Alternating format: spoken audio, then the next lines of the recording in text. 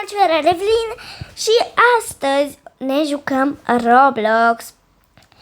Și cred că o să încercăm toate animațiile astea pe care pot să le iau pentru că mi-am luat Robux de câteva săptămâni. Și cred că o să încercăm împreună. Haideți să începem! Bun, deci efectiv nu m-am luat, dar putem, uite așa, try on. Closă și gata, m-am făcut în fata aceasta. Pot să mă pun fix lângă ea? Gen, efectiv, habar n-am. Pot să mă fac un Foxy? Nu pot să mă fac un Foxy?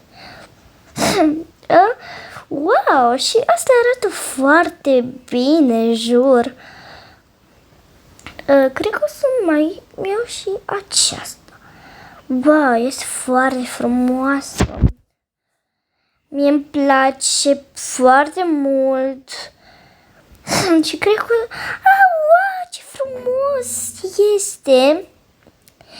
Este foarte frumos. Mie îmi place fețele zâmbărețe. Pentru că nu vreau așa să fiu așa la modă. Vreau doar să fiu simplă, efectiv. Și scuzați-mă, sunt puțin mai bolnavă, dar egal. Haideți să încercăm și animația asta. Deci are niște pantaloni, dar wow! Deci efectiv m-am transformat în ea. Cred că o să mă... wow! Arată foarte bine. Wow!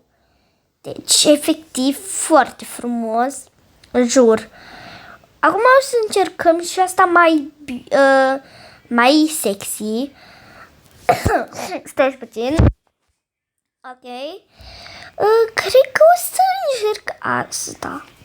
Este foarte frumos. Wow, ce frumos e! Jur că este foarte frumos. Cred că o să încerc... wow, pe asta o lăsăm, dar trebuie să încercăm toate. Eu cred că aleg numărul 1, 2, 3, 4. Aleg numărul 4. Este foarte frumos și foarte zâmbăreț. Bun. Încerc chiar 4. Nu cu mustață, nu. Ok, cred că o să încerc numărul 1. Deci fata asta s-a făcut cum am vrut să mă fac eu înainte, dar egal. Și cred că o să mai probăm și altceva, gen... haideți să ne facem în băieți. Nu glumesc. Fete sunt fete. Cred că o să... wow, pe asta unde sunt hainele. Hainele nu sunt aici. Nu e nimic de găsit. Wow! Asta lăsăm. Și sper că v-a plăcut acest videoclip. Like și follow dacă vreți mai multe episoade cum joc jocul acesta.